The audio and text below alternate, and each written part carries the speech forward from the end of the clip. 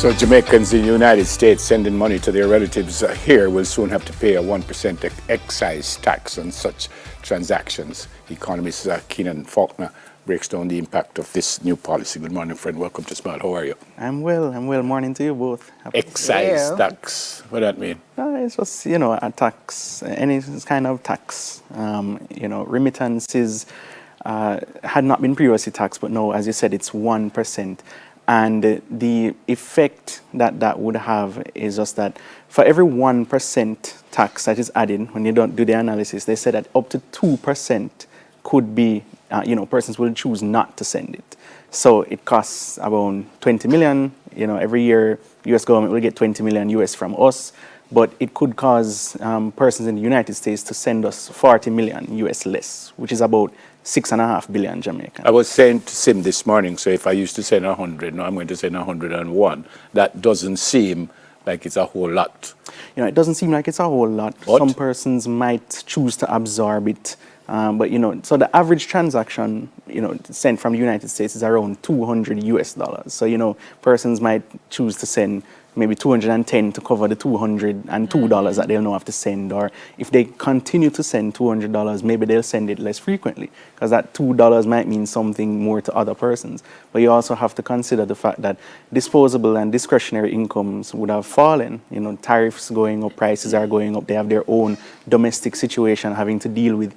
And so it's hard to estimate the precise impact, but on a macro level, it does have other implications specifically for us. So the tax doesn't affect, us directly, like, the government is not losing revenue kind of thing. But if we have a reduction in foreign exchange coming into the country, then that means that it puts pressure on the currency, which is something that's happening right now. You see that the currency has depreciated a little bit. Yeah, we're at 160 now. Right. 160. Yeah, and it also, because when you couple that with a reduction or a slight softening in tourist receipts, then that means that the demand for foreign exchange locally is going to become harder to satisfy, and the central bank might need to intervene a little bit more. So this has more impacts than just at the micro level, but also the macro level. Let's talk about the fact that this is, the original bill, bigly and beautifully as it is, had this at 5%. Yeah. So we get where-ish? A little bit, and it's not going to come into effect until the 31st of December.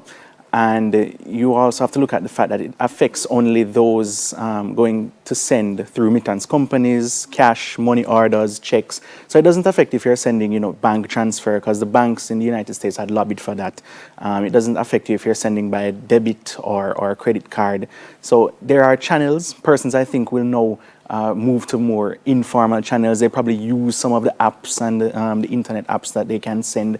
And remember, remittances is just a cross-border transaction. When you carry cash in hand on the plane, that counts as remittances. So persons might even resort to doing more of that. How easy would it be to send it through the bank as opposed to send it through one of the agencies? Well, it might be a little more difficult, and then that is also part of the deterrent, because any tax necessarily is distortionary to economic activity. So it is meant to deter some form of activity. So if I now have to find other avenues and channels and now ask somebody else to send it for me, which is also another option, persons might just forego it altogether. And then if persons are now, remember, the climate is so uncertain. We don't know if this tax can end up going up.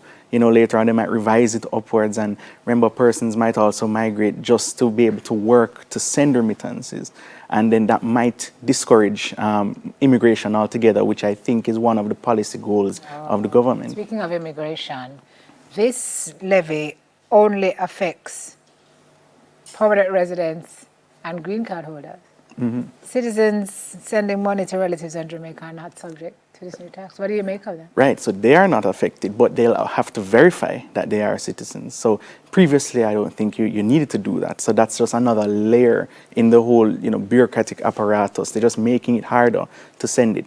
Now, amongst all the countries that this has affected, Mexico particularly is hit very hard. They're going to lose maybe around 1.5 billion. We are losing maybe around 20 million. They're losing 1.5 billion. But I think it's around 0.4% of our gross national product. But it is still very significant. And, the situation is so volatile, it's so capricious that we have to continue to monitor it very carefully. We still have about 5 months to work out this. Yeah, we still have about 5 months to work It's it out. December 31, so it's next year, basically, before it starts. Essentially, right. So, but Jamaicans in the diaspora, I think they continue to show up and show out for Jamaicans locally. So whenever something hits us, any sort of crisis or shock, that's when they actually counter-cyclically end up sending more remittances. So the evidence has been there.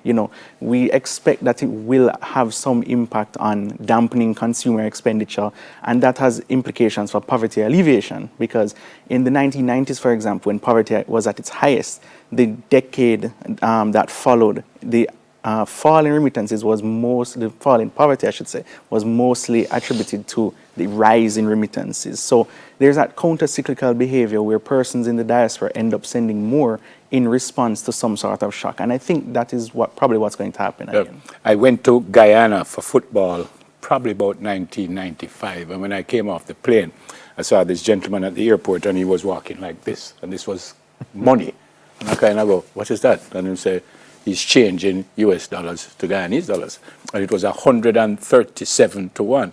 But I laughed and I nearly dropped down because, thank you. Looks like you now, buddy. I laughed. I said 137. I can't remember where we were, but we weren't even close to that at the time. 5 to 1. And now we are 160 plus to 1. Where can this go? Well, I mean, the interventions that continue to happen in the market have stabilized the dollar.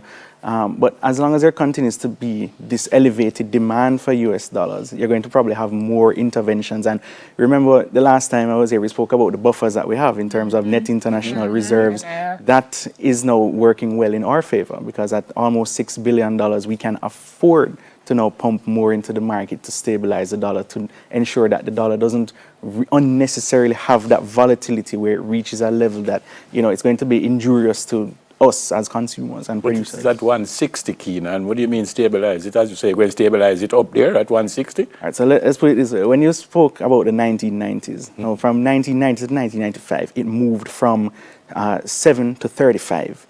That would be equivalent of moving today from 160 to 800. So that's not going to happen. It might move incrementally and very small amounts, but you're not going to have these wide swings. You're not going. Why can't it go the other way?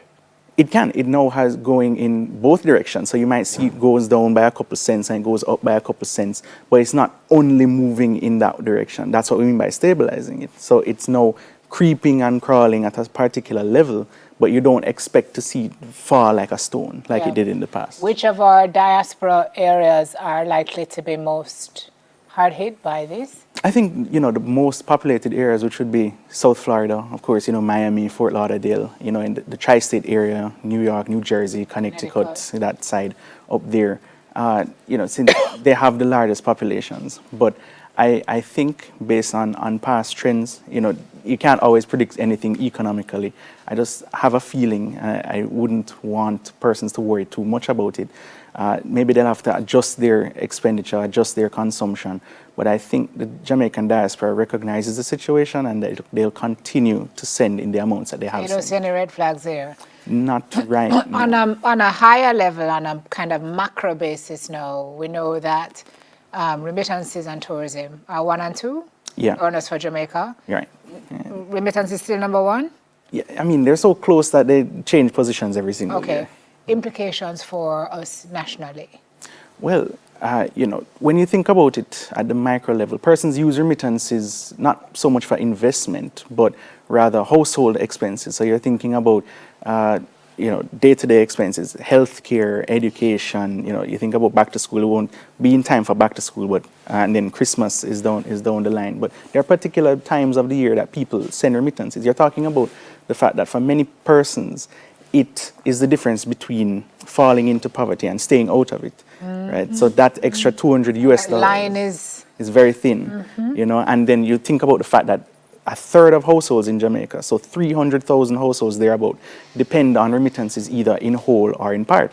Now, assuming that each household now supports 3 persons, that's almost 1 million people who are going to be affected in some way. So, if I send $50, if I need that immediate expense, so it's not that persons are sending remittances, to plan down the line. It's something that is immediate, it's right upon you, and now if you decide to send less, that is going to have some impact. So for the local folks, the higher the dollar goes, the better for us. Yeah, yeah. Because, you know, it would translate to more. Right. So, So if you, wow. so it's a really a double-edged sword Well, when you think speaking about of it. higher the dollar goes, we just had a discussion off air about the embassies, the U.S. embassy's announcement that they're calculating the dollar now at is it 65? 165. I think it is, 165 yeah. to 1, right? Right. Yeah. Well, And you said that there's there's a link, there's a tie between that and this? yeah. How so? I mean, when persons like, you know, embassies and other places, they have now expected that the currency is going to continue to depreciate in the manner that they have. So they, in continuing to price in those effects, you know, they probably expect it will go up to 165. So they're just sort of taking those preemptive steps to ensure that they don't lose. But that you're going to find a lot of that now happening. I don't think it will go beyond or below 160 that much. We have probably crossed the Rubicon. You know, when we reached 150, we say you use 150. Now we're at 160. But it's just that it might offer some cold comfort, but it is less volatile than it was in the past. You know, you're thinking about within a year, it used to double, used to triple. You know, I wasn't around at that time, but that was the history of our exchange rate. And now I think we're doing the best we can in terms of stabilizing it. Yep. Well explained, sir. Thanks for coming. I remember when I used so to go much. to foreign at $100 in the summer, 100 US dollars. The dollar was 5 to 1. That was a long time ago. Oh, that can't take I you out used of to the go to airport. foreign and buy so much things and come back and bruff on all my friends. No? That can't take you out of the airport, no. Yeah. Economist, Thanks, Keenan. Keenan Faulkner. Thank you so much. After the break, we'll show you somewhere to smile about. Can you take us there, Shauna? Shauna, we want to go outside. I'll take you anywhere you want to go. I forgive you. We don't know when we bring it up. I don't know either. I don't know why I bring it up. Forgiveness. So come.